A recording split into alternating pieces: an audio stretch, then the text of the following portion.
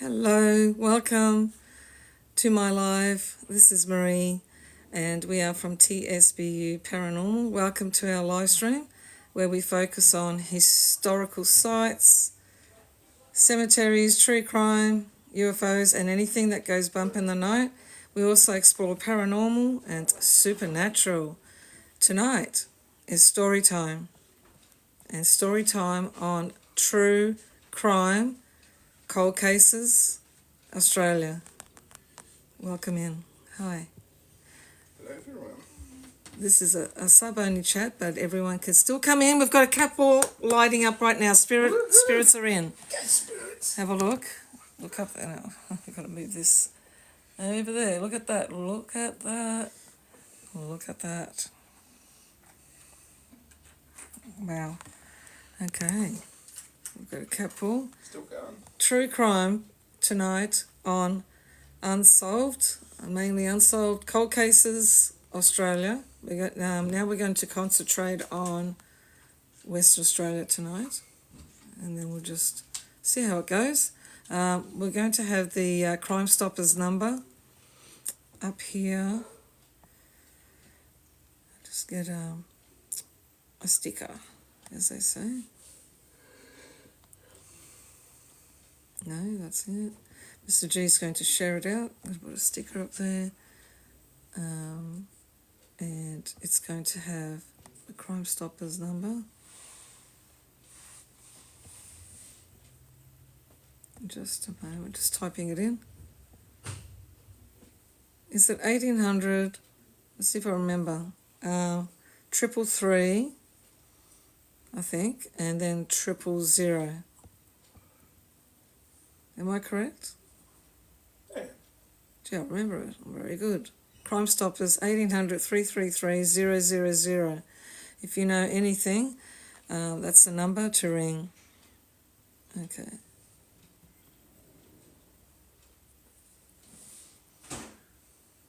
Right. There we go. Now we're just waiting. It's going under review. TikTok should accept that because I've done this before. This is to help the community. Public announcement. Help us solve the unsolved true cold cases, Australia.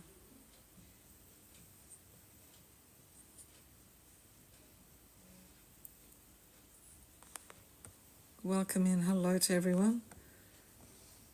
Okay, Mr. J, are you sharing it out? Yeah. Yeah. Thank you.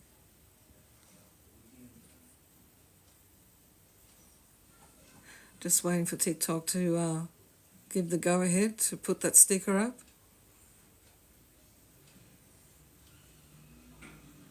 They're taking a while to actually put it up tonight. Come on, TikTok. I'm doing a live. Yeah. My daughter's calling me. Why are the dogs barking, Mr. J? I don't know. Hello, welcome in everyone. Give us a follow if you like what you see so far tonight. It's about true crime, unsolved true crime, cold cases, Australia. So we've got the Crime Stoppers number, which is still under review. Come on, TikTok.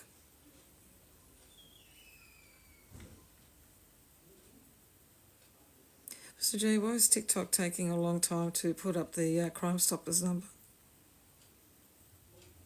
So just Don't before... They usually review it. They do, but they're quicker than this. Okay, so welcome in everyone. Please share the live if you can, and yeah, that's great. That's great. Yeah, share the live. Tap on the screen. Now, tapping on the screen is enables this live stream to go further into the For You pages of a lot more people. So it's like, yeah, tapping on the screen is like clapping. Yeah. Okay, so, and also please share the live, bring your friends in. Hello, Anne-Louise, welcome in. Hello, welcome. Leslie, how you going? Welcome in. Welcome. Okay, it's still under review. It's not coming up. Okay. Hello to everyone. Tonight, yes, again, story time Thanks, on cold cases, unsolved true crime, Australia. Thanks for the gift there, always. Susie, hello, welcome in. Howdy. Oh, gee, I'm in League B4. I've stepped down again. Yeah, it's going down. It's going down. Rather brutal when you miss a lie, aren't they? Yep, like yesterday, yes, I got missed alive, and then they reviewed, and I appealed, and they gave me, TikTok gave my live stream back, but the ranking went down because, yeah, they did not allow me to go live when I wanted to, and it was too late by the time they lifted the yeah. It's going to be a crazy time by the time we could go live. Way too late. Yeah, it was way too late. Okay, well, I'm afraid the Crime Stoppers numbers is not getting put up yet. It's under review. Come on, TikTok.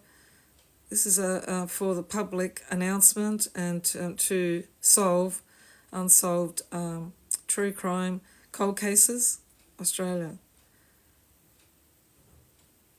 They've never taken this long before.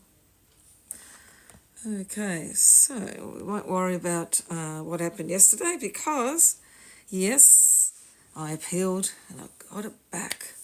So if you want to see that full live stream, it has been placed on YouTube. So that's a TikTok full live stream, unedited. Of the other night, we were out near a forest at a true crime location.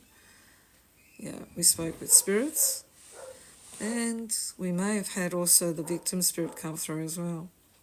Hello, welcome. Hello to everyone.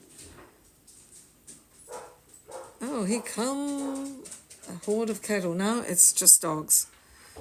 Yes, we've got pets here, my daughter's pets. Can hear some panting going on. That's Luna the dog. Hello, Luna. She may make an appearance, I don't know. Hello, thank you, Mohammed. Thank you for the rose. Welcome in, everyone. Thank you for tapping on the screen. Let's go to the first 1,000 likes. Yeah, okay, so let's see if I can put the... You may check on her. Sorry? She's woofing a bit. Yeah, I don't know what's going on because I fed them. Now, TikTok is Thank you taking... for the gift there, Mohammed. Oh, thank you. True crime. I think he had you for the rose.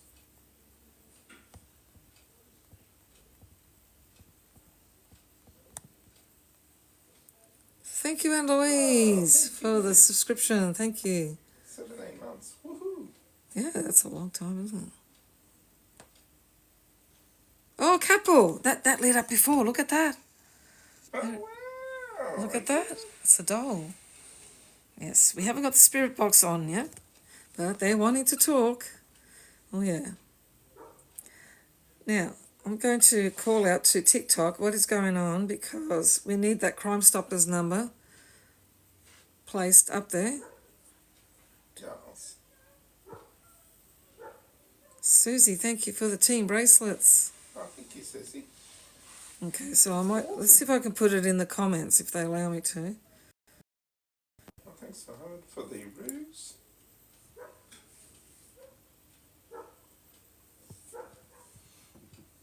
Crime Stoppers. It's not going up, is it? Hey, it's not going up, I know. It's still under review. It's really strange. All right, so I've got it down here at the moment because they're not making me put it up there at the moment. It's still under review. I think they're busy. What happens? It's pretty busy at this time. Do you want to just start the stories? Or Yeah. is it? I can't Need a few pin more that. people in. It's not letting me pin it. Yeah, so I'm not allowed to pin it. True crime stories tonight. And the other one, I did put up another one there. Oh, you had to update your payment. Yeah, that's fine.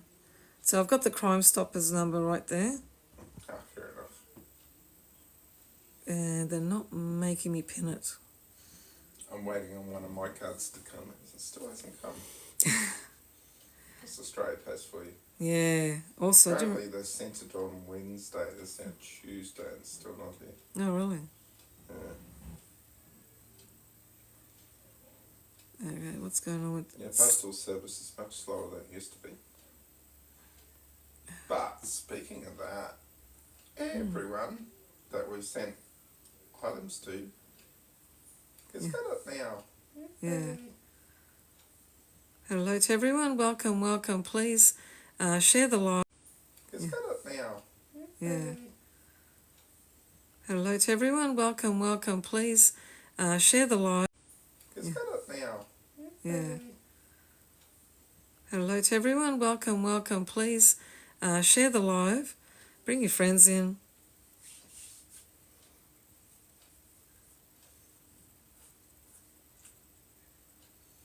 Yeah. Decline. Yeah. Yes, I've shared it out. Just waiting for more people, and we are about to communicate with the spirits as well. They'll be talking in the background. Mr. G is going to start with the unsolved true crime cold case of Western Australia. And I'm not going to go to the first one because that was a bit too... yeah. You just go, be careful with the words. I can't really be careful with I could literally be editing the whole thing. Well, you have to. Do you want me to read it? No, it's a little difficult. And that's all right, I'll go to the second one then. So this is 1974, outside a Scarborough pub. Scarborough, I believe, is a suburb of Perth. It's sort of more towards the beach, I think. Can I say something? I may have to put it on open comments. I think that's why they're probably still under review. The Crime Stoppers. It should be a public thing. That's probably why they're not allowing me to. It's still under review. So if I open up the comments... Oh, okay. Sorry, I've just got to... Because this is a very important and, we'll see if TikTok will actually make me put it up there. So we will just temporarily just see what happens with... We'll remove the sub-only chat. Okay. Oh, thank you for the gift there. Who was that? Was that Susie? Thank you for Rocky the Rock Bean. Cool. Wow. Love it. Thank you. Cool. I might have to change... Let me just write it all up again and see what happens. Yeah, it was lovely. So I'm just going to remove it and then put it back. Rocky the Rock Bean. Yeah, that's what it's called, yes. That's awfully cute. 1800 333 000. No, it's still under review. Oh, thank you, Leslie, for Rocky the Rock Bean. How cool is that? Thank you. From Norway. Yeah, hello. Yeah, let us know where you're from, because I've opened up the comments just temporarily, just so we can put that number up, but it's still under review. I think TikTok's gone to sleep. Yes. TikTok, wake up.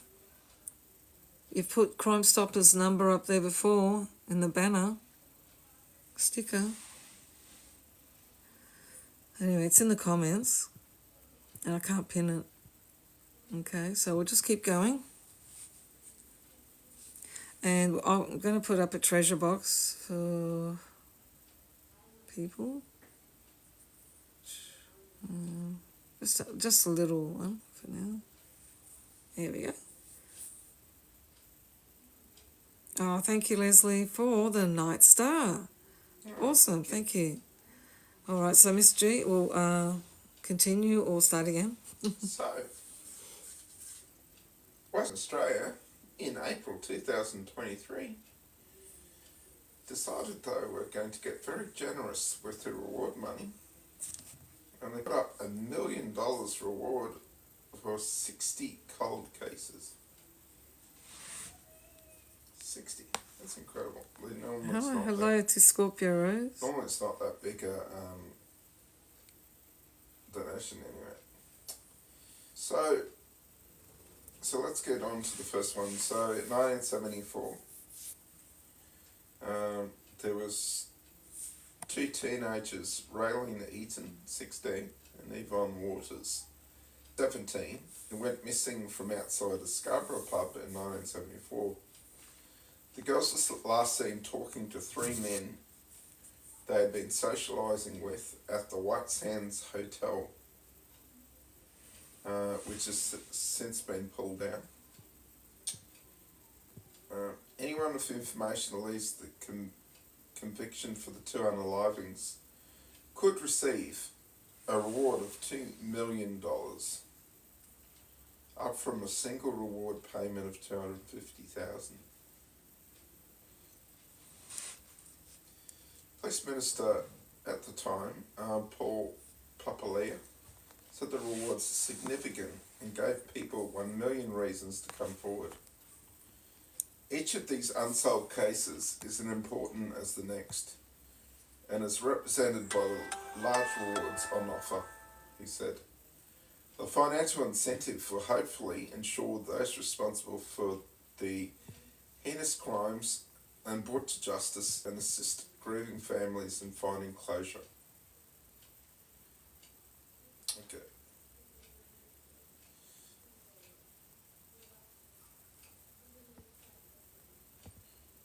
Okay, so there were amateur prospectors, so people looking for metals, like gold, that type of thing. Raymond and Jenny Kellett went missing in the outback in 2015. Raymond and Jenny Kellett were prospecting with their friend Graham Milne in 2015 when they went missing near the tiny town of Sandstone, about 700 kilometres northeast of Perth. Now, because it's Western Australia, northeast means you're going further inland, not further towards the coast, as you would be on the eastern seaboard. So Mr. Milne said that told police he last saw the Kelletts on the morning of March the 21st, 2015, when he left to go prospecting on his own for around 20 hours. He returned to camp in the early hours of the following day, but went back to Perth without saying goodbye.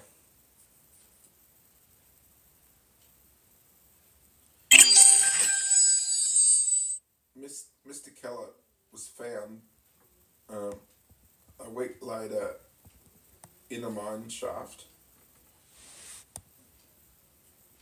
but Miss Kellett was never been found. Western Australia Police continued to insist there were no evidence of foul play even after Mr. Kellett was located. In 2021, Coroner Ross Fogliani ruled Mr. Kellett had been unalived and that Jeannie was presumed unalived, but made no finding as to who was responsible. Thank you for the gifts. Ross Fogliani, I should say. She referred the findings to the DPP, which is Director of Public Prosecutions. The DPP has since conceded it had no plans to lay charges because it believes there's not enough available evidence for conviction. The daughter is unconvinced by the rewards. Jeannie Kellett's daughter, Kelly Keegans, said the 8 years following her mother and stepfather's disappearances have been surreal and heartbreaking. You kind of get stuck in the holding pattern of grief because you can't close the book on anything. She told ABC Radio Perth. Miss Keegan said that she tried to hold on to hope, but did not expect the $2 million reward would lead to anyone coming forward. There was already a pretty hefty reward of $250,000. I don't think we got too much information from that, she said. On some level, I think you'll always hope people will have an innate sense of justice to come forward if they think they see or know something. But we know that's not necessarily the case. I've just opened up the spirit box. Okay.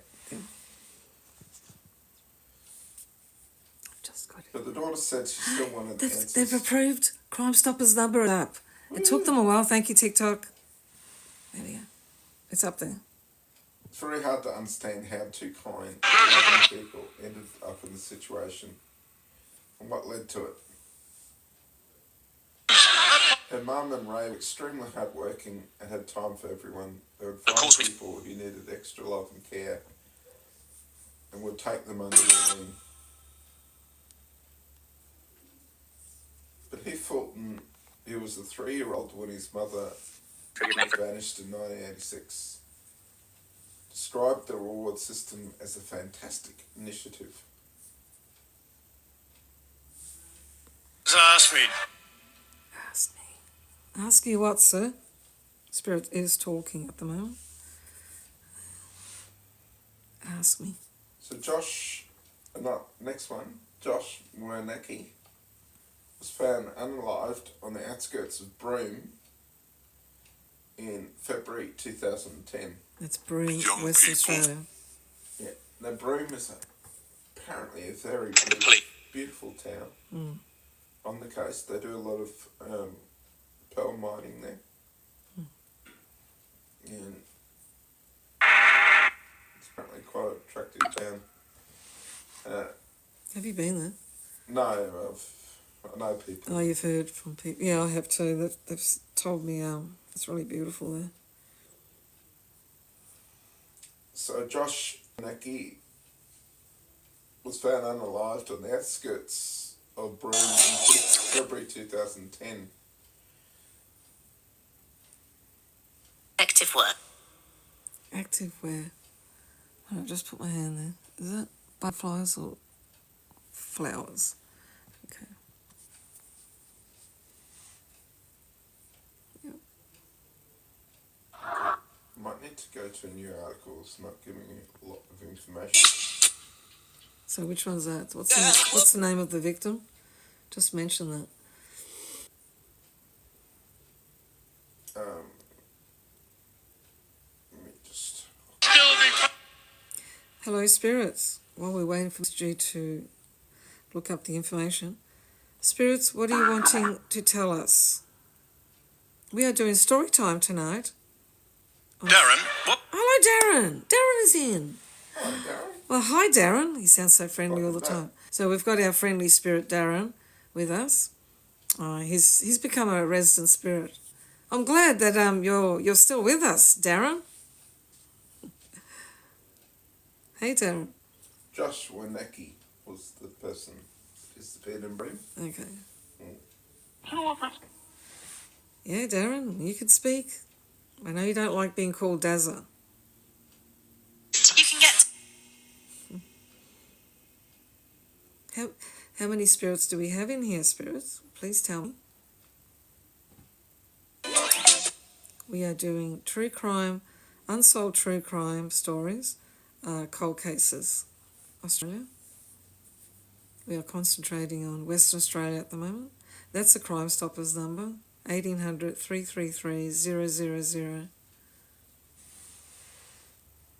So 6 months after they brought in the $1 million reward, It's nice. they actually... You know, when he said $1 million reward, the spirit said, that's nice. They actually arrested someone 6 months later. Oh, did they? An elderly man has appeared in Perth Magistrates Court. This is October 2000, last year. So 11 months ago. Accused of unaliving a Western Australian woman he died almost 40 years ago. Okay. 40 years. 77-year-old man, he cannot be List that. identified for legal reasons, was charged yesterday with the unaliving of 39-year-old Sharon Fulton in 1986. Oh, wait a minute. What's the name of this person? Sharon Fulton. Oh, okay. The one that they're talking about on the news, that he's escaped to Italy, and he's got a Greek surname, and he was 16 at the time. So that's probably Sydney, isn't it? That's a different true crime. It was always unsolved, and they've just solved it, I think. They're trying to extradite him from Italy. Oh, man. Yeah. Miss Fulton was the mother of 4 children aged between 3 and 15. Labour argument. What about you? Who's speaking? Oh, what I'll do is also have the scene. So we've got the spirits talking. They always communicate a lot more when we have story time.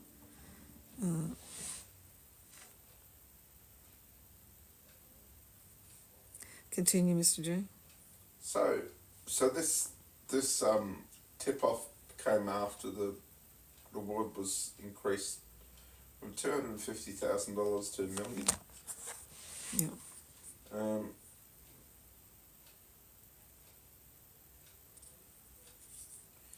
So Sharon's body had never been found, and the investigation is ongoing to locate her.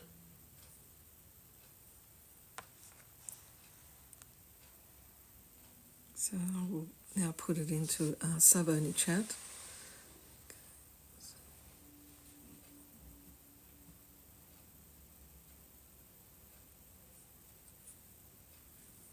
Sub-only chat now.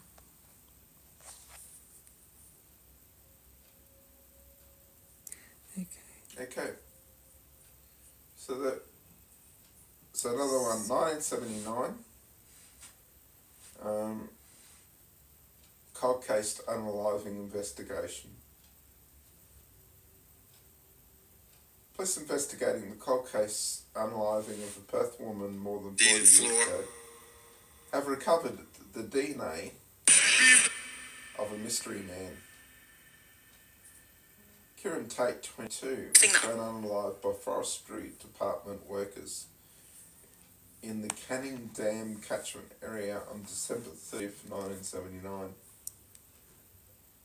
Award for up to $1 million if information leads to the conviction of a person or people responsible for the unaliving remains on offer. Police today revealed that the DNA breakthrough as they peeled for more information.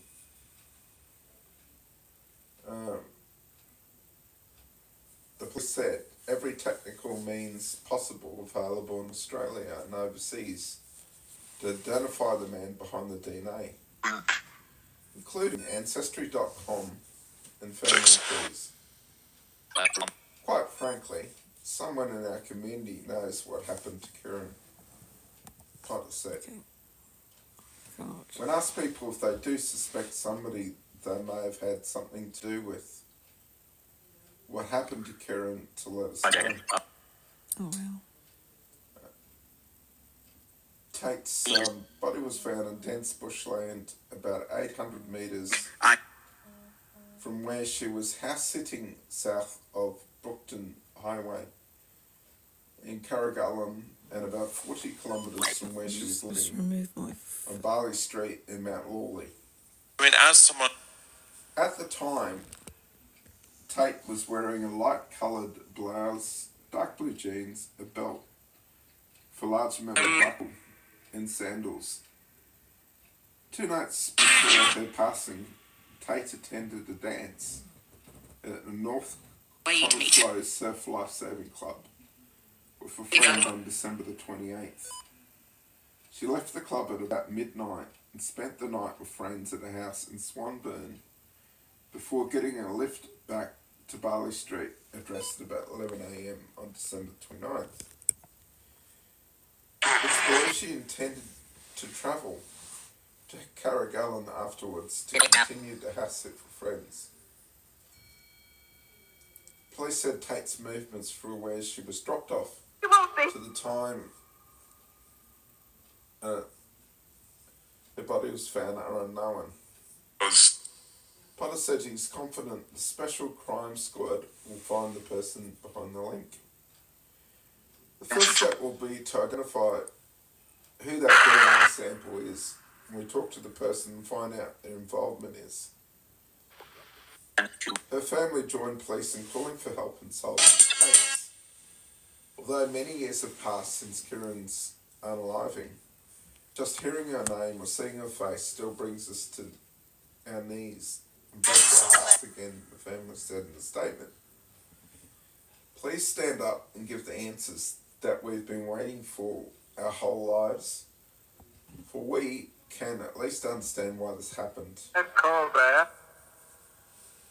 The policeman dismissed rumours that Tate's unaliving was linked to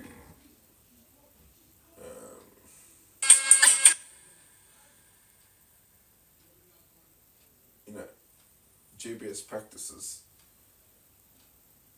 Despite early media reports in 1979, I know it was reported very early, he said. There's not a lot of information that we got that anybody really close to Kieran was involved in those unusual practices or the like. As we work through, people know we may find some links to that. I think she visited a bookshop that sold the sort of books at one stage. There was a fire in the tree at the time. Always ask. The police are confident Tate did not pass as a result of the blaze. Originally from New South Wales, Tate had moved to Perth about 12 months before her passing. This is a funeral or something. She was... Wow. Oh my gosh. She was described as being a girl who Any had memory? a few close friends and many acquaintances, but also enjoyed her own company. Wow, spirits have just sent this picture She through. often hitchhiked to wherever she went and was known to carry a black helmet with her in her case. She was offered a ride on a motorcycle. Yeah, it's a funeral in memory. That's right. Spirit said that too. It's in the foundation. When I was showing the pictures. Foundation. In the foundation, yeah. Okay, mate.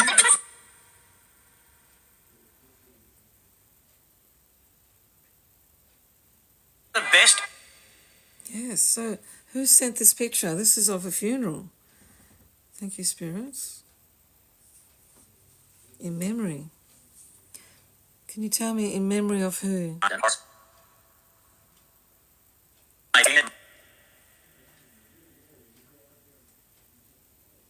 So did I.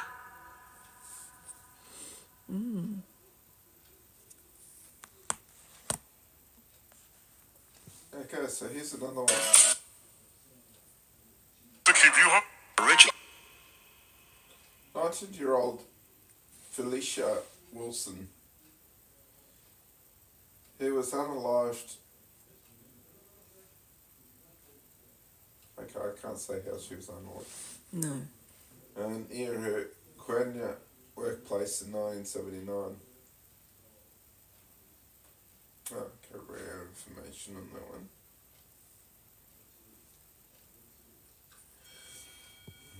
Oh, we've got another picture coming through. Tension in the press. Tension Freak. or tension? Freak? Okay. What are we talking about, spirits? In this What do you think this is? There's a picture coming through.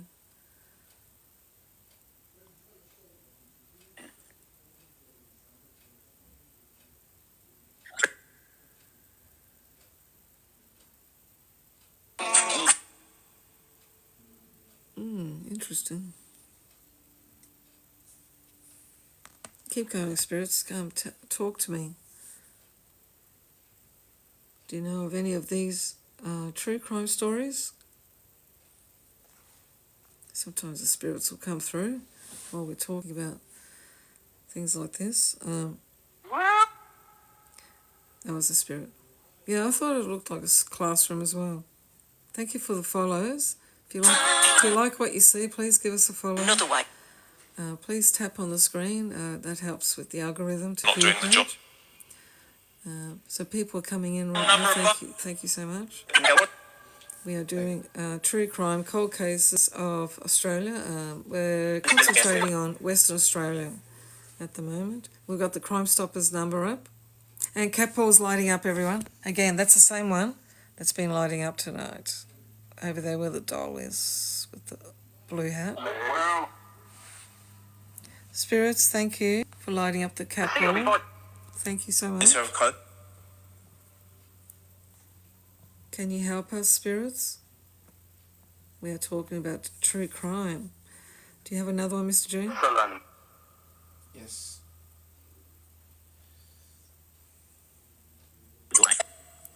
Would you like Boy to? in the blue cap.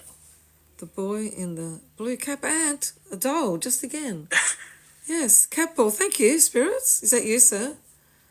Who's lighting up the ball? Is it a child up there? That's wonderful, thank you. That doll is cute. Wow. Very active up there. Okay, Gerard Ross. Gerard Ross, yes. Was he a victim? Good boys. People coming in, portal. Alright. Complete time. Alright. Alright, go ahead. Attempted And Manchester. kidnapping in Thank you, Western Honeycomb. Australia. Did you say kidnapping? Yeah, attempted. Now, 3 decades ago, could shed light on the unsolved 1997 unaliving of schoolboy Gerard Ross. The big chain. Whereabouts did this happen? In West Australia? Yes. Where exactly? A suburb? I haven't got into it yet. To take your first. Welcome in. If you're coming in for the first time, thank you. If you like what you see, please give us a follow. We do the story time every Tuesday yeah, evening. Snatched off the street in Rockingham. Oh, wow. So a few years before, 11-year-old Gerard was snatched off the street in Rockingham. Another boy was almost taken in eerily similar circumstances. That's 1994, 2 men had tried to grab young Ben Robbins as he walked to a friend's house, just 35 metres from his home, on Hillcrest Street at Coogee. I was 8 years old, he told the Nightly. I remember a white vehicle with a bonnet pulled up, and somebody jumping out and grabbing hold of me.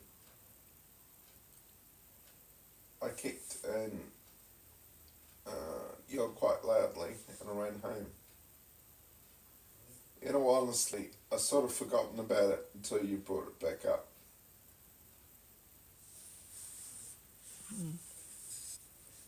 sad. Mr. Robbins, now a fuel truck driver, said the incident occurred out the front of his friend's house, across the road and a couple doors down. I was going up the street and they came up from behind. It was up at the corner house. I'm pretty sure I was walking along to Jonathan's house because I was up there all the time. It was on the grass right out in front of the property. He's now 37 and he said he cannot recall many details of the incident due to his age at the time. He vividly remembers being quite hysterical about it. It wasn't the driver that jumped out. There were definitely two men, he said. It was on the opposite side of the road, so ran down the hill and across the road to a yard. I remember running to a front yard, Yeah. yelling upset. I'm not going to say the word. Oh. Ben's mum Ruth, who inside their house heard a son yelling. Ben Sing for you. was yelling upset, and I raced out the front door, and the vehicle was still there, but I didn't see it, she said. Incident occurred in broad daylight on a Monday afternoon. West Australia Police confirmed that on December the 5th, 1994, Rockburn Police responded to the attempted abduction after receiving a call from Ben's father, Lee Robbins. The report indicates that the statement was taken from the 8-year-old male victim and a male neighbour. Was that a neighbour, you said? Yeah. Oh. So we've got Spirit Box on. Spirit's been As the communicating. male neighbour was a witness. Oh, good. It was reported Fast. the two males in a Walden Began like Holden utility mistakes from had been driving alongside the boy as he was walking along. The male passenger exited the utility and grabbed the victim by the arm and tried to pull him inside the vehicle. The victim struggled with the male before Also, running isn't it? to his home and advising his father. Cool.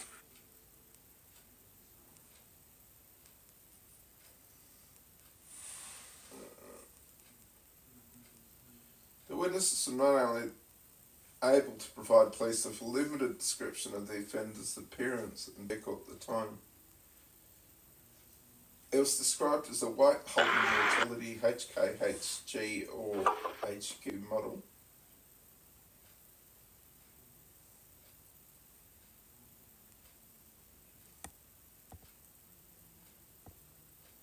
Yeah. Okay, and with a black tarpaulin covering the rear tray area. In this time period, it's very common for utilities to have black canvases covering the rear tray area. The matter was investigated by Fremantle detectives, but unfortunately, no persons were charged. So they still haven't found the culprits. Mm.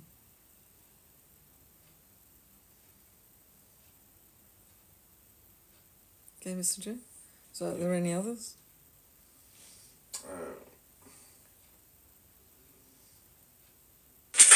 Oh, we're almost at 20k, everyone. Thank you for tapping the screen. Thank you so much.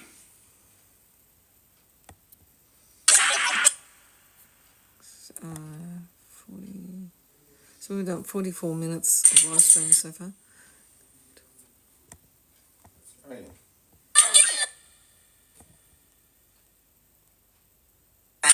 So apply an effect during live. Oh. Okay.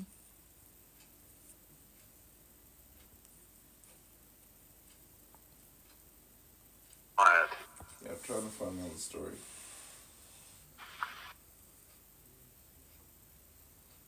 Oh, that's a nice effect.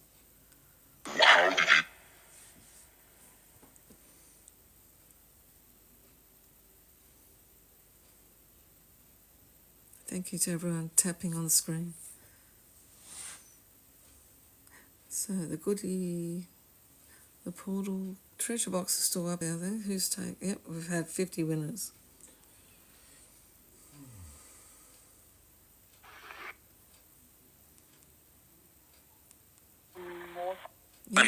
You can join the Heart Me team if you are the winners of some coins there. It only costs 1 coin to join the Heart Me team.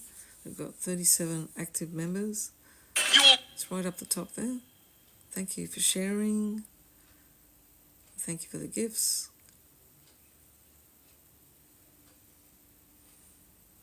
Spirits, do you want to help solve the crime? Do you know of any of these stories? True stories?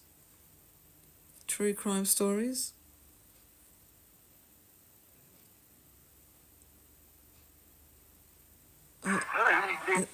Yeah. And thank you for lighting up the ball, whoever that was. Yes, so much. What was that piece of music from? So good. Who's playing the guitar?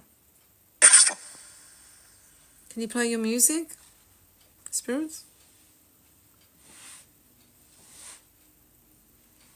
Could you light up a ball for us again, please, Spirits? Time.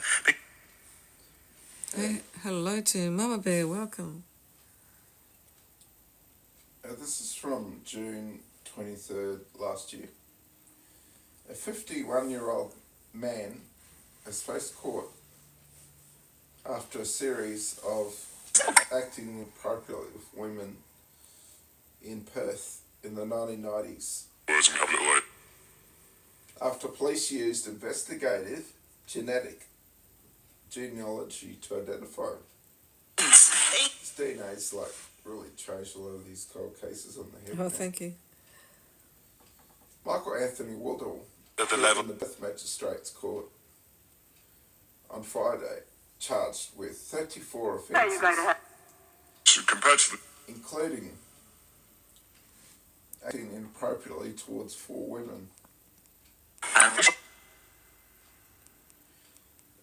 The West Australian Police used DNA samples coupled with the genealogy technique to identify more than 3,500 people. Yeah. We were confident in that those was our offender. Detectives worked for 2 years to reduce the number of genetic matches to one man, Woodall. This has been a painstaking investigation. Special crime squad used cutting-edge forensic technologies. Police allege the first incident happened at 8:30 p.m. on March the 19th, 1995, when Woodall allegedly approached a 49-year-old woman walking the park. He was 23 at the time and threatened her before taking to the bushland and acted inappropriately. The second alleged attack occurred somewhere around 3 a.m. a year later, on March the 19th, 1996, when Woodall was accused of acting inappropriately towards a 19-year-old woman in her house.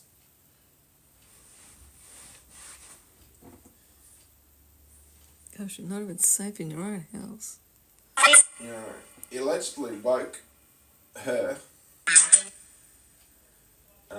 before perpetrating the crime. The third incident, similar repeat channels. the third incident Similar occurred repeat channels. at student accommodation near the University of Western Australia at 2 a.m. on February the 4th, 1998. Woodall was accused of threatening an 18-year-old woman with a sharp implement before acting inappropriately towards her. A fourth woman was attacked at home in Perth East But around as always- 2:30 a.m. All really early in the morning, aren't they? Yeah. On June the Always. 14th, 1998, With two. when Woodall allegedly acted inappropriately towards a 22-year-old woman. Sunset.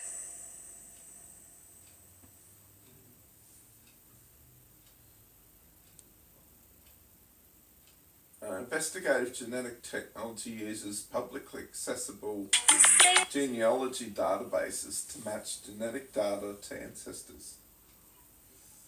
Who would have thought? You go on something like Ancestry.com or Yeah. something similar, Yeah. and the police are now using that to Yes. track back people's genetics. Yes. Yeah, they've used it many times already. Oh, Mm. there was one that they were successful with, and it had been unsolved crime With for the quite a jump. while, and Yeah. they couldn't name him. No one owned up to him.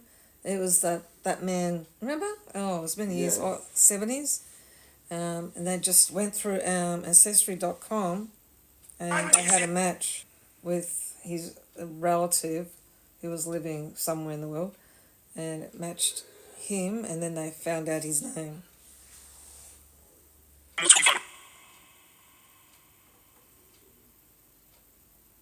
That was a big story too, because that was the man that they found near the beach, slumped near a rock, I think, and he was deceased. He had no ID, no nothing. They thought he might have been a Russian spy. And It's always that. anyway, yeah, Ancestry.com they used and everything. Ah, Yeah. there's an update on Sharon Fulton that we covered before, the mother of three. Oh yeah. 1996 disappearance. So last year, in late October, they charged her husband. Oh my gosh, really? All this time. The husband of Sharon Fulton, who's known 86 disappearance from Perth's north. With cell camera. Sat among Western Australia's most infamous cold cases, has been charged with the unaliving. Maxwell Robert Fulton, 77. He now goes by Raymond Reddington. Appeared. Okay, because they mentioned it was the husband. Yeah.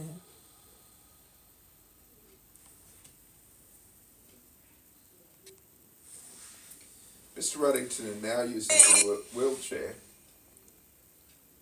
Appeared via video link from the Perth Watch House.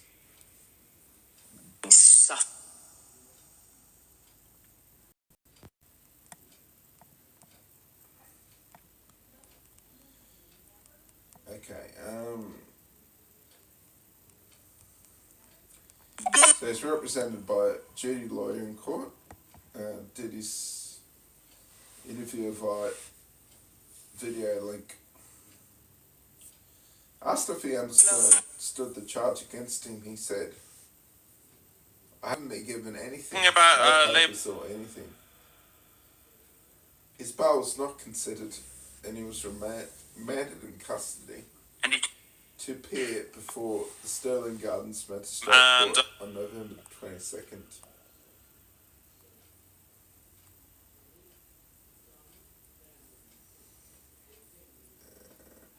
Spirits have been talking in the Jam, background. we were promised.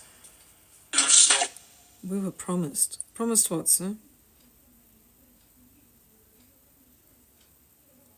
So It was just there's another picture that came through full credit. a few minutes ago. This one.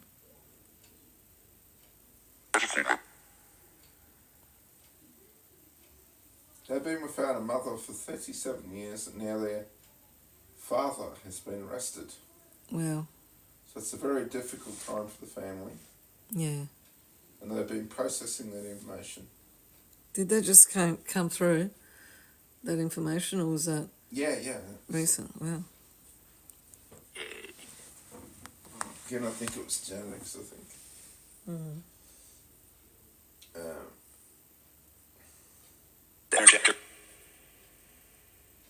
Over the last 37 years, the family and friends have been seeking answers. We're hoping today they have some answers. West Australia Police and the state government in May offered a reward of $1 million for any information leading to a conviction in the case investigation. I remember.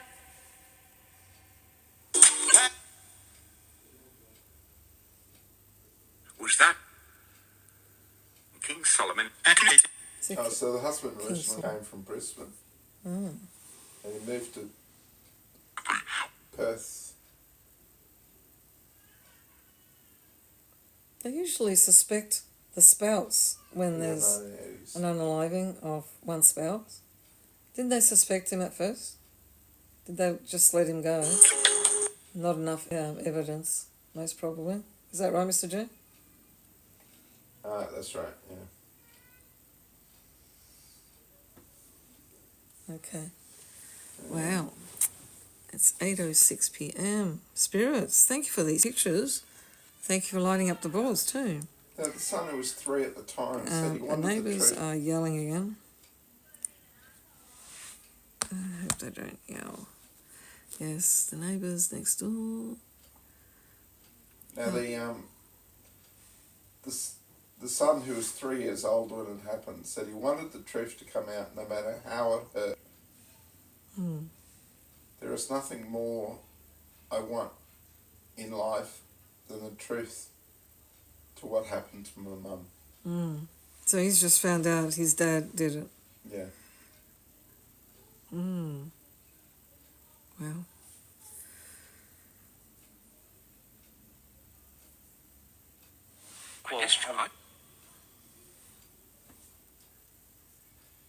We need to bring her to peace and move on, Yeah.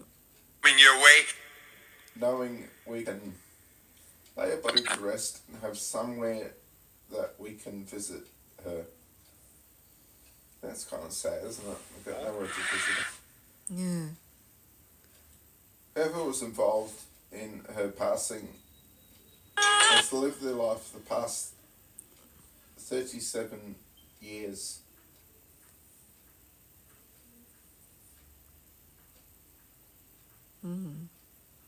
Yeah, I heard that. When you're awake, spirits, huh? Spirits, can you send us more pictures? We like the pictures. And Darren, I know Darren made an appearance. Well, I should say his voice made an appearance. Darren here.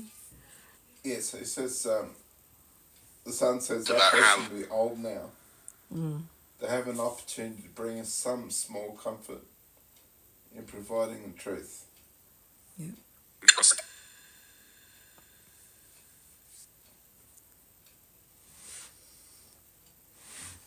Well. You want to go into spirit talk? Sorry, yeah? You want to go into spirit talk? Yeah, we've got Spirit Box going here and Seer app.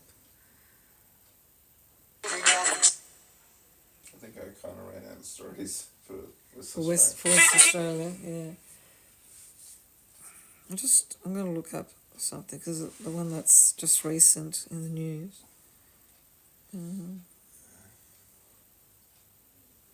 Spirits keep talking. Second yellow cup. Yeah, spirits, you are welcome here to communicate.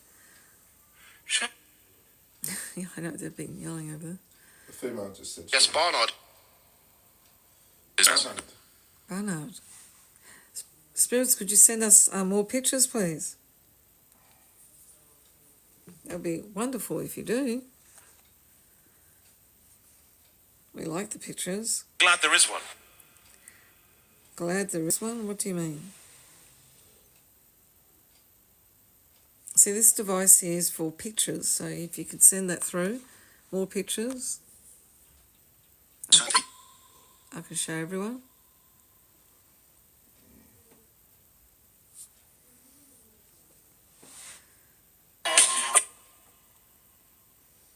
Yes.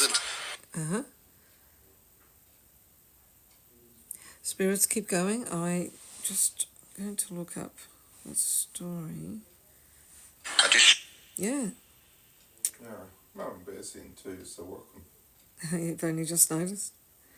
Yeah, I've been reading the story. and on this occasion.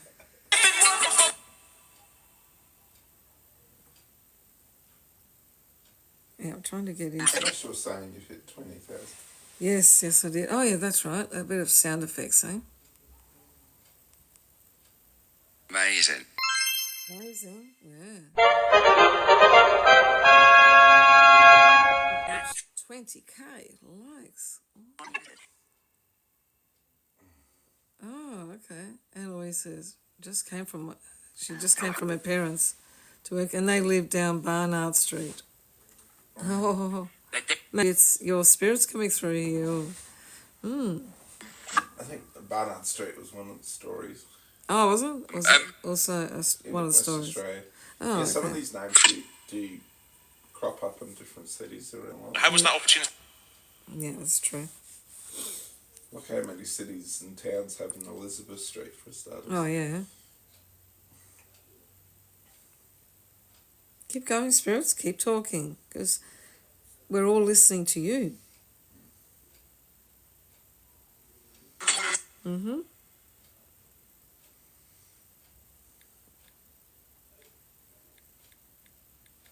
I'm just looking at the other stories been coming through on the news, but it's hard to find.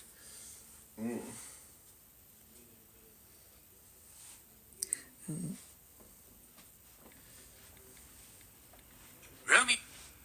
Yeah, well, we would like to speak with you, spirits, because I don't know who it was, but someone was lighting up the ball there where the little doll is with the blue hat.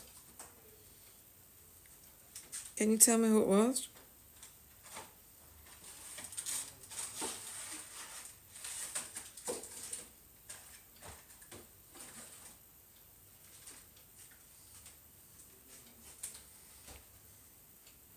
Also controversial. Also controversial, I think she's trying to say. I think so. Yeah.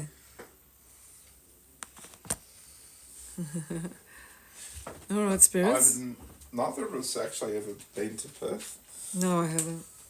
My friends have, but I haven't. Yeah. My parents had too. Mr. G's just given me icy cold, ice block. Ice block. So everyone can have a virtual ice block. No, but You too, spirits.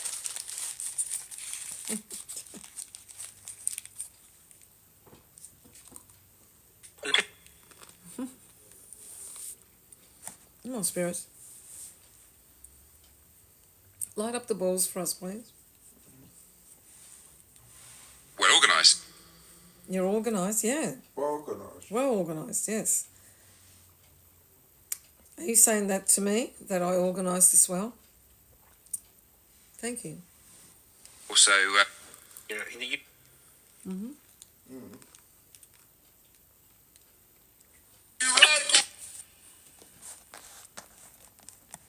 Anybody who wants to join the sub-only chats, they can subscribe. For $4.95 per month in Australia. $5.50 per month in New Zealand. Or just $2.99 in the United States, Europe or England per month. That's it. Pretty cheap. Offering many benefits to subscribers on our channel. Okay.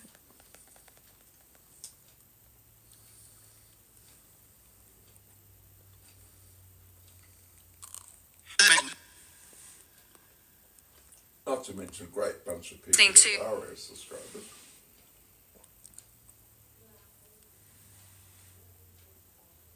We really appreciate them from all over the world, and they're all lovely people.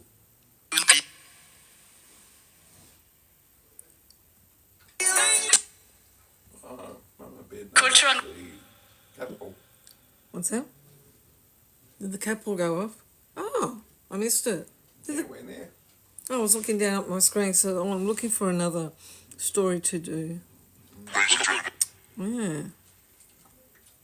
Let's have a look, eh? Yeah, I'm looking for stories, spirits.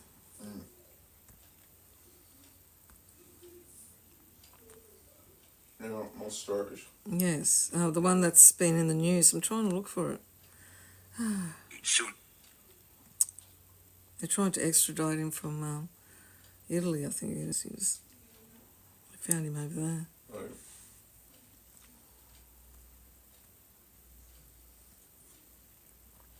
Why is it not? Yeah, it's just, I can't find it.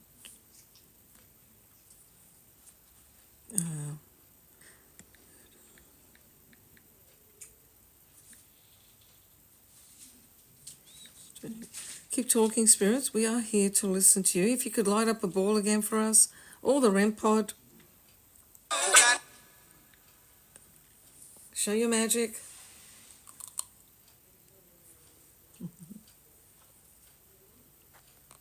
I think I found it. I can't eat. Oh, no.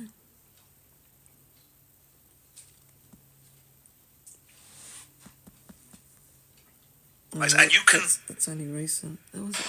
Wait.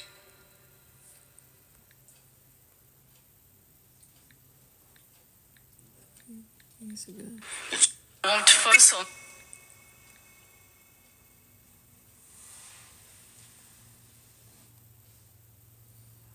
Yeah, no, keep going, spirits.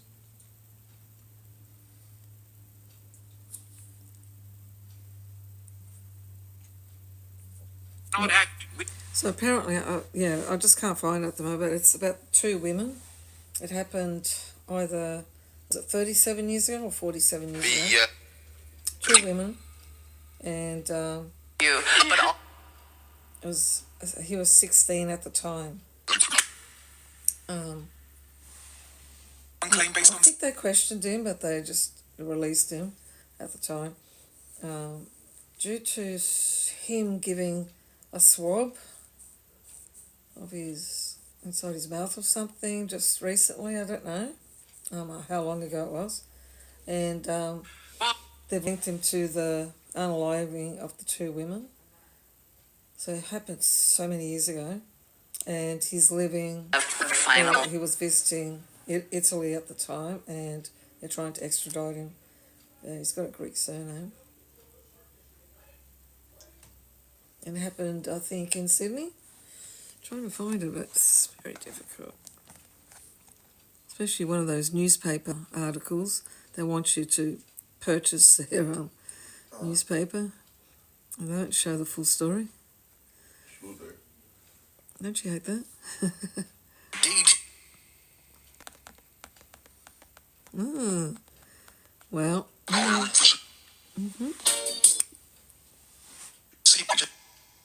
Now, is this story in the UK?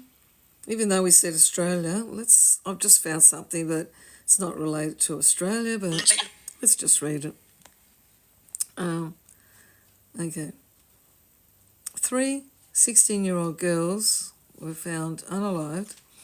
A country's biggest hunt of the perpetrators of the crime, and the groundbreaking way police found the serial unaliver. This is the real life story. So this was done on the BBC. Many feared detectives would never find the perpetrator of the crime, known as Saturday night. I can't say the word. Saturday night. Next, I've got. Next, go on. And Libby Purvis. Okay, Spirit. Yeah, I can't say that word. Don't say it, Spirit. Saturday night, and it starts with S, ends in R. But 30 years on, he was found in the most unlikely place. It took DNA first to find the man who had struck... Oh, no, this is Australia. Here we go. It took 2 DNA first to find the man who had struck fear into... Oh, no, it is UK. South Wales. I wasn't reading properly. I thought it said New South Wales. Okay. And the story of tragedy and justice is behind the new drama Oh, yeah, there's a show, Steel Town.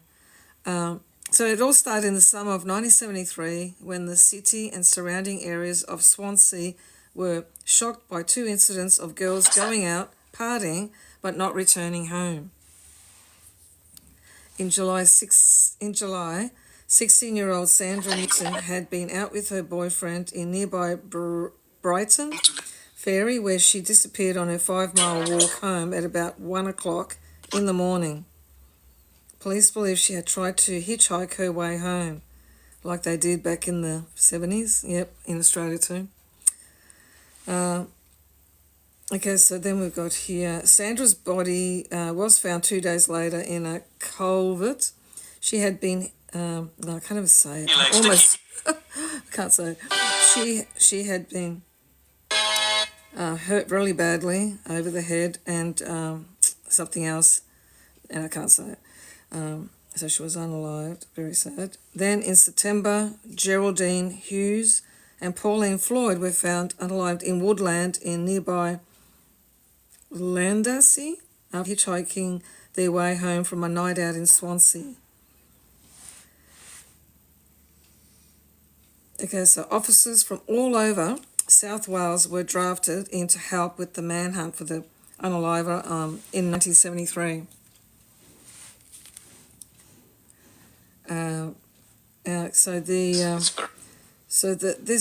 This crime sparked Wales' biggest hunt to find the perpetrator or perpetrators of the crimes, and a team of 150 officers questioned 35,000 people who loosely fitted the description of the last person seen with Geraldine and Pauline. But having bushy hair, a moustache, and being a man between 30 and 35 years of age was not the only lead for investigators. Detectives also had a description of the car he had been driving. Their key witness had seen the girls leaving Swansea that night, getting into a light-coloured Morris 1100 being driven by a man. As a BBC reporter, this person covered these unalivings in 1973. They stunned an area where the unalivings rarely happen. The shock of young girls going out for fun and never getting home created a real sense of fear, and this man was still at large. There was a tremendous outpouring of grief. The communities were desperate for somebody to be caught, but no one was arrested, and there were no strong leads. Yeah, please tap on the screen, share the live, bring your friends in. There were so many areas where the unaliver could have come from. Working without computers, police faced an impossible task as they sifted through a huge pool of possible suspects from a mountain of paperwork. Imagine that. This is before, DNA and computers that we have now and iPhones. Officers at the time considered that the same person had unalived all three girls, but someone was already in the frame for Sandra's unaliving. The prime suspect for Sandra's was the last... By the way, sir, yes? What do you want to say? By the way. Do I need to stop speaking? I need to continue, Spirit. Can you hold that thought? The prime suspect for Sandra's unaliving was the last person who saw her. That was her boyfriend. But he maintained his innocence and was never charged. Despite the brutal similarities, detectives continued to run separate inquiries into Sandra's unaliving and the unaliving of Geraldine and Pauline until almost 30 years later. Both investigators were linked... Hello, is that a child's voice? Hello? Would you like to play with the toys there? Both investigations were linked in the early 2000s by an emerging crime-solving tool. When South Wales police started reopening cold cases, hoping DNA could finally bring the unalivers to justice. Firstly, I can't say that word, there was a lot of stains that they could actually grab DNA from. On Pauline's clothing, so it matched the same man, but the person was not on the recently opened DNA database. But a year into the new operation, Magnum inquiry tests on Sandra's clothes gave detectives their first major breakthrough. There was DNA present from an unknown male. Fans away. Wow. Okay, so that one there. So this was an absolute bombshell because this meant there was a serial unalive operating in South Wales in 1973 of young girls. The breakthrough also categorically proved Sandra's old boyfriend at the time of her unaliving was completely innocent. Wow, DNA does help, doesn't it? Wow. They had suspected him at first, didn't they? The book front. This was the first time in almost 30 years we knew that the same man had unalived all three girls, said the man that led the new investigation. Wow. Because there was no matching sample on the national database, the perpetrator's identity still remained a mystery, and detectives asked BBC Crime Watch for help, but scientists had come up with another trailblazing way of using DNA to catch the unaliver. Wow. We started to think, that's what the detectives say, we started to think that, was it possible that we could use the idea that crime can run in families? Whose team was continually checking the sample with new profiles on the ever-growing DNA database. You inherit your... spirits are talking. You inherit your DNA from your parents, and you pass your DNA on to a child. So could we look on the DNA database for a child of the offender? This was a definite possibility. Wow. Spirit said, well done. Dr. Dark said that... You manage it. Dr. Dark said that meant getting a spreadsheet printout of several thousand DNA profiles from men in the South Wales area, sitting down with a pencil and a ruler and crossing out everyone that doesn't match. After several hours of going through the process, we were left with about 100 names. They were all exact half matches to the offender's profile, so they were potentially children of the offender. Oh, wow. Okay, so this was the Steel Town Unalivings documentary. This was a groundbreaking technique, the first time it's ever been done in the UK and possibly the world, and from there, UK and possibly the world, and from there the new investigative tool now known as familial DNA was developed. Meanwhile, detectives have painstakingly whittled down the list of 35,000 possible unalivers to just 500 prime suspects. Our shortlist was based on the description of the individual. Did the owner have a 1100 car, 1100 car, I don't know what that number is, 1100 car, and did they have previous convictions for the violence and other things? Yeah. So anyway, after cross-referencing both lists, one surname stood out, Caplan. Local car thief Paul Caplan's DNA was on the database after committing offences in and around the Port Talbot area, but he was only 7 at the time of the unalivings. His dad, however, had been questioned back in 1973 because he fitted the description of the wanted man and drove a light-coloured Morris 1100. That same year, police visited nightclub bouncer and part-time... My ice cream is melting. Can you get me a plate? Yeah.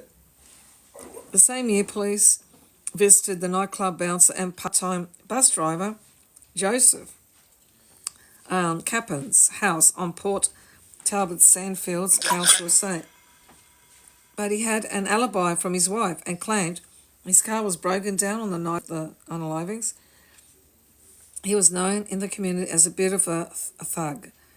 He had a history of domestic DV and had been to prison on a number of occasions. Now, with his son's DNA proving he was a 50% match of the unaliver's DNA, Joseph Cappan became the prime suspect decades after the unalivings. But there was a problem getting a DNA swab from him when they knocked on his door. What's that noise over? Not sure. It says, you know. You know? I don't know, spirits. But there was a problem getting a DNA swab. Kaplan had passed away of the Big C 11 years earlier in 1990, aged 48. To confirm police suspicions, scientists requested DNA swabs from Kaplan's ex-wife and daughter to compare them to the unalived's sample. That gave us 2/3 of a full profile for Joe Kaplan, said Dr. Dark, whose team were based at the old forensic laboratory in Chepstow, Monmouthshire. When we compared that to the crime stain profile, we could see that matched, but we needed a full profile to make absolutely sure that we had identified the unaliver. Wow. Making DNA history. Part 2. Are alike. Detectives were determined to be absolutely certain that Kaplan was the unaliver, so the families of the 3 girls could have some sort of closure. That meant exhuming Kaplan's body, which would be the first time that a suspect would be exhumed in the UK to prove guilt. Wow. Detectives needed to go to the top for permission and seek the Home Secretary's approval. There you go. My main concern was whether there was sufficient evidence, because it is a big step, as if you get it wrong, the families involved would rightly be aggrieved. My decision was very clear that Joseph Kaplan's body should be exhumed to test once and for all that this was the man who committed the unalives, and bring whatever comfort we could to the families. For the sake of everyone, finding the truth was really important. So history was made in May 2002, when exhumation of the 3-person grave began on the stroke of midnight. Wow. It was a horrible night, and just as we got to Kaplan's coffin, there was a clap of thunder, recalled Dr. Dark. Wow. It's like divine intervention or something there. It was the feeling that, hey, this is what he says, not divine maybe. It was the feeling that evil had been identified. It sent shivers down my spine. Oh, wow. Forensic DNA examination at nearby Morrison Hospital in Swansea proved Kaplan was the unaliver of all 3 girls after almost 3 decades. I tell you, thank God for DNA. No words can describe the way we all felt. It was a huge relief, said Geraldine's cousin. None of us ever stopped hoping that one day we will find out who it was. Although you get on with your life, it never goes away. Geraldine was a fantastic girl. She was always full of fun. It was not just closure for Geraldine and Pauline's loved ones, but for Sandra's family and close friends too. I've been going down to her grave for 49 years, and it's hard to believe she's there, said her friend. My beautiful friend, she had her life taken away from her, her future taken away from her. I still think about her now, all these things that we could have and should have done together. But after all those years, she could finally rest in peace. Hunting. Well, there you go. So we'll finish with that story, and that was in the UK, that one. Wow. Yes, I'll tell you. Exactly what. DNA really helps, and also doing Ancestry.com and things like that.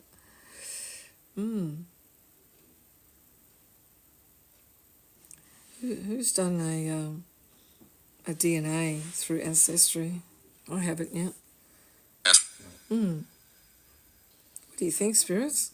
Okay, so another Oh, Mr. J's got a story now? Oh, another cool. one from Western Australia. Oh, good, okay. Was that the taxi driver one? Wasn't there a taxi driver one? There is a taxi driver I one. thought so. This is not the taxi driver one. Do you want me to do the taxi driver one after? Yeah. So, this one is a cold case in 1978 Give me your nose. in the Pilbara region of Dampier. So, Pilbara is way out in the desert with lots of mining for rare minerals, that type of thing. Moved in the west. So, quite out back. So, Joe And Zalandis went missing in 1978 in the Pilbara region of Dampier. Mr.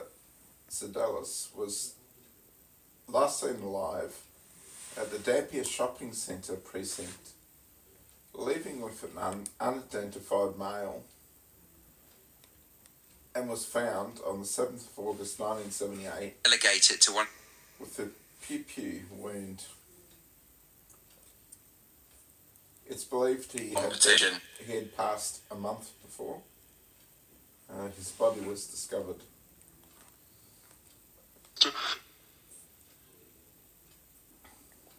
Push the people to come forward with information about unsolved medicine suspicious long-term missing person investigations in West Australia comes after the announcement by the government in May 2023.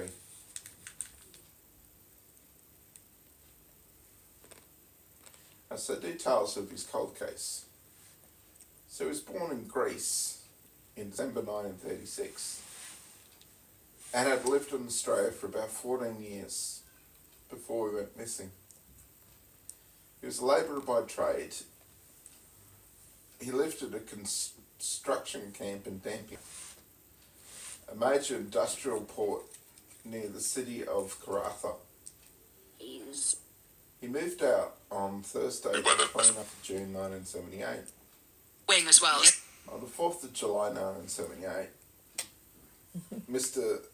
Sedalis had left his employment, was paid out a total of $600, That's a lot back then. approximately $3,000 in today's money, before driving to Dampier Shopping Centre, where he was last seen. He was seen with an unidentified man at the shopping centre. Witnesses have described an unidentified person as George the Money Man, Hopefully they've. with a thick Greek accent. The male's described to be 42 to 45 years old, 165 centimetres tall, thin to medium build, with dark scruffy hair, well dressed and confident.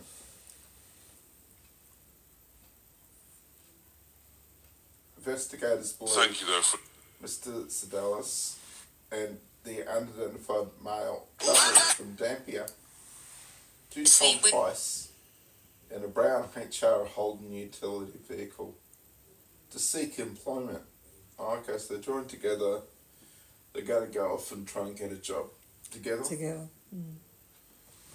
He was not seen alive again after leaving the shopping centre. I think it was the man he was with. Thank you, Aphrodite. Thank you. Witnesses saw a brown Holden utility,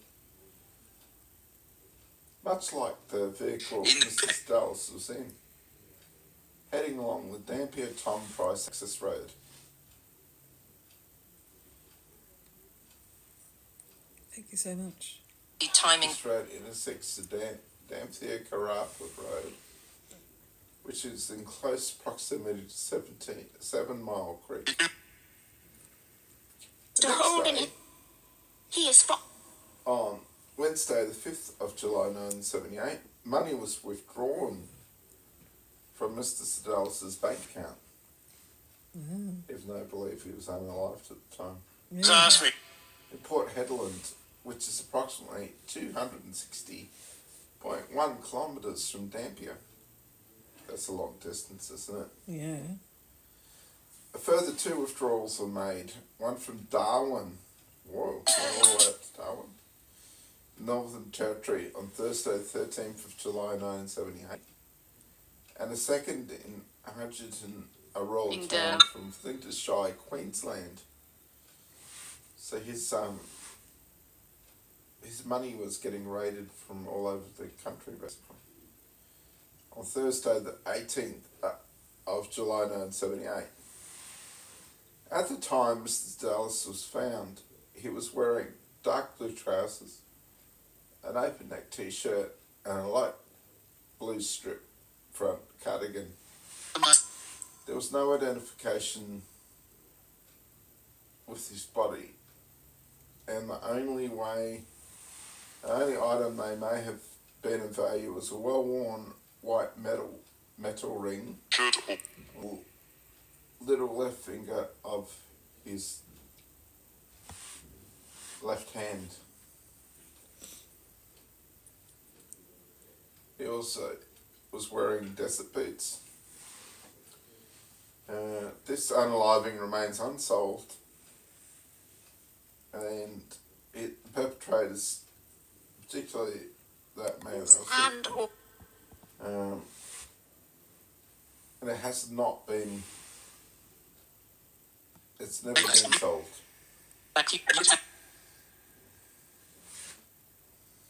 Okay, wow.